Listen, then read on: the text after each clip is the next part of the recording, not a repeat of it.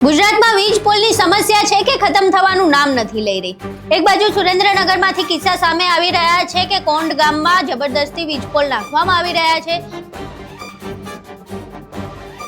બીજી બાજુ હવે મોરબીમાંથી પણ આવો જ કિસ્સો સામે આવ્યો છે। મોરબીમાં તો ત્યાં સુધી કે ખેડૂતે વીજ પોલ નાખવાઈ દીધો, પણ એક વીજ પોલ નાખ્યા બાદ જે 67 કિલોમીટરના કોરિડોરનો નિયમ છે, હવે એક વીજ કંપનીઓ એને તોડી રહી છે। અને જ્યારે ખેડૂત વિરોધ કરે છે તો વિરોધ બદલે તેમને શું મળે છે? તો સરકારી તંત્ર જે છે એ ફક્ત ને ફક્ત ખાનગી વીજ કંપનીઓનું સાંભળી રહી છે। પોલીસ તંત્ર પણ જાણે બેરું થઈ ગયું છે અને હંમેશાની જેમ આ વખતે પણ ખાનગી વીજ કંપનીઓનો જ પક્ષ લઈ રહ્યું છે।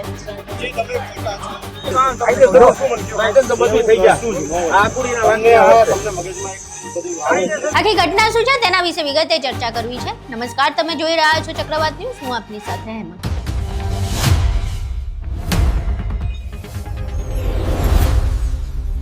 મોરબીમાંથી ફરી એકવાર પોલીસ તંત્ર સાથે ખેડૂતોની રકઝકનો વિડીયો સામે આવ્યો છે। આ વખતે ફરી એકવાર ખેડૂતોએ પોતાના અધિકાર માટે લડવું પડી રહ્યું છે, પરંતુ હજુ ફરી એકવાર તેમને સાંભળનારું કોઈ નથી। ખેડૂત દ્વારા તેમના ખેતરમાં ખાનગી વીજ કંપની જે અદાણીના વીજ પોલ નાખવાના હતા એ નાખી દેવામાં આવ્યા, તેમ છતાં હજુ બીજો વીજ પોલ નાખવામાં આવ્યો અને એમાં 67 કિલોમીટરના કોરિડોરનો જે નિયમ હતો એ નિયમનો ભંગ કરવામાં આવ્યો છે।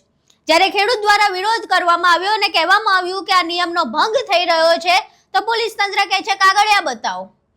જ્યારે ખેડૂત એમ કહે છે કે આ અમારા ખેતરમાં અમારી માલિકીમાં વળતર વગર આ વીજ પોલ ના નાખાવા જોઈએ, ત્યારે કલેક્ટરના ઓર્ડર માંગે ત્યારે દ્વારકામાં પોલીસ અધિકારી ગળું દબાવે।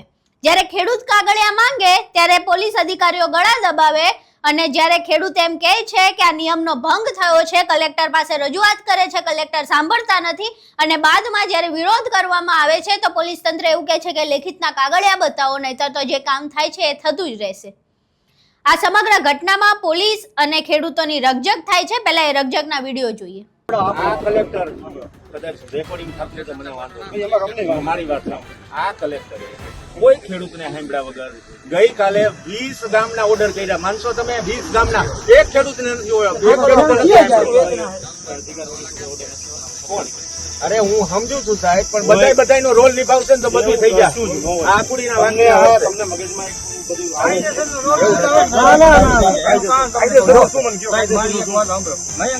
તમને વર્તન ન થાય।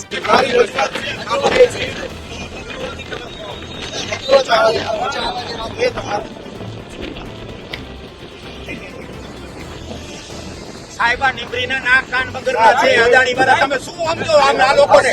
આ લોકો આને રમાડે છે 2 દિવસ થયા, તમે સમજતા કા નથી? બચાવી ગયા તંત્રને કેટલી વાર એના પગ પકડવાના?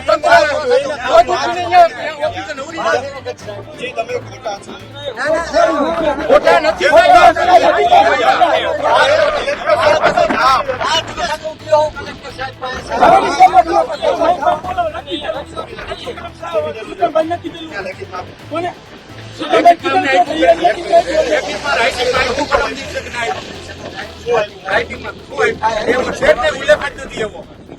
આખા ખેતરના ઓર્ડર નો ઉલ્લેખ બોલો મામલતદારે નહીં કરો ફોન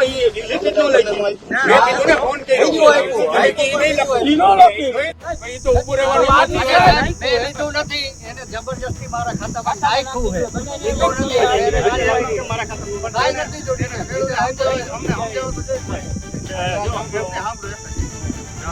મારે 2 પાક નુકસાન થયેલ છે, બરોબર?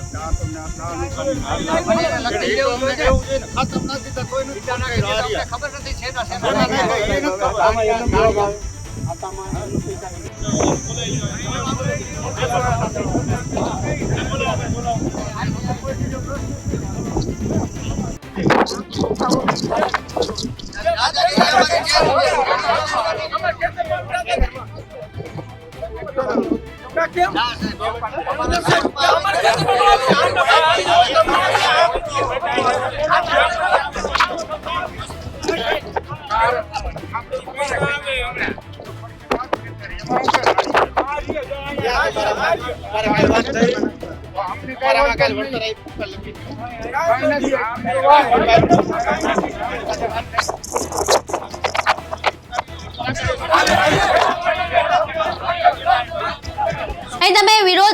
રકઝકના વિડીયો જોયા. હવે આ સમગ્ર મામલે જે ખેડૂતના ખેતરમાં આ નિયમનો ભંગ થઈ રહ્યો છે એ ખેડૂત શું કહી રહ્યા છે તે સાંભળીએ.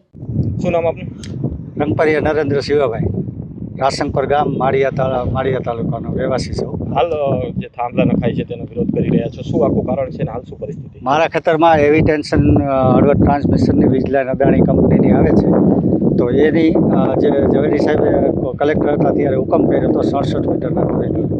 તો મારા ખેતરની અંદર 67 મીટરના કોરિડોર બહાર એ તાણિયા ખેંચે છે, જે બિનઅધિકૃત પ્રવેશ ગણાય. અમે ઝવેરી સાહેબને રજૂઆત કરેલી ત્યારે ઝવેરી સાહેબે આ લોકોને અદાણી કંપનીવાળાને ચોખ્ખું કીધું હતું કે ભાઈ આ ખેડૂત હારે બેઠક કરી અને એનો નિર્ણય કરો, એની એને સમાધાન કરીને એને જે કાંઈ વળતર જે થતું હોય એ વ્યવસ્થિત કરીને આપો, નહીંતર હું તમારું આ બધું કેન્સલ કરાવી નાખીશ. છતાં પણ આ લોકો દાદાગીરી કરી અને અમારી સાથે હથોડા ઉગામે છે ને આવું કરીને અને દાદાગીરી કરીને ધરાહાર તાણિયા બધાય નાખ્યા છે.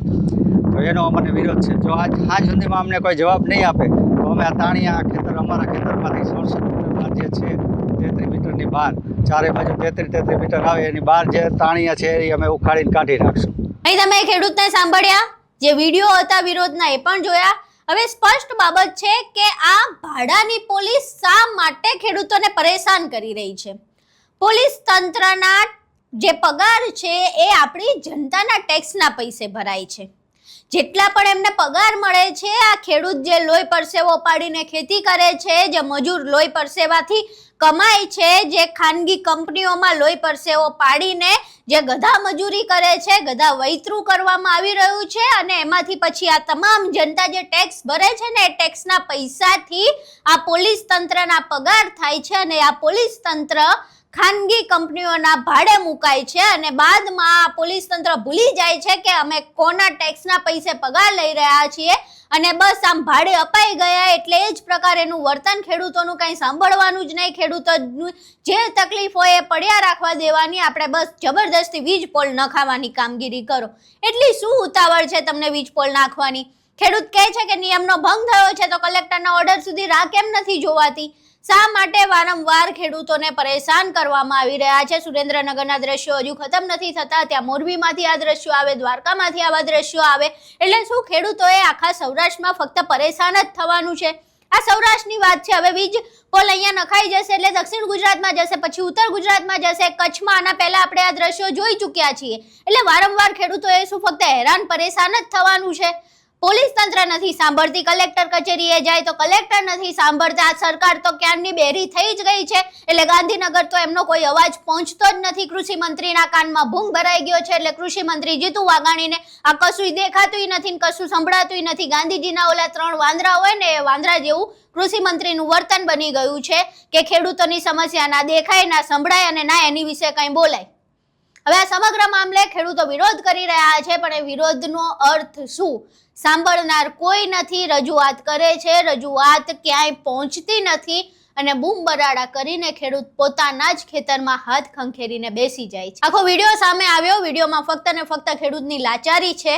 મીડિયા સમક્ષ દર વખતે આ લાચારી દર્શાવે છે, અમે આ લાચારી તમને દર્શાવીએ છીએ, અને બાદમાં આ વિડીયો પૂરો થાય છે. આની આગળ પાછળ કશું જ થતું નથી, કારણ કે જે કરી શકવાની ક્ષમતા ધરાવે છે એ લોકોની અંદરની માનવતા મરી ગઈ છે. કલેક્ટર નથી સાંભળતા, પોલીસ તંત્ર નથી સાંભળતું, અને સરકાર પાસે હવે ના તો ખેડૂતોને ના તો અમને કોઈ આશા રહી છે. આખો વિડીયો જોયો, ખેડૂતની એ લાચારી જોઈ.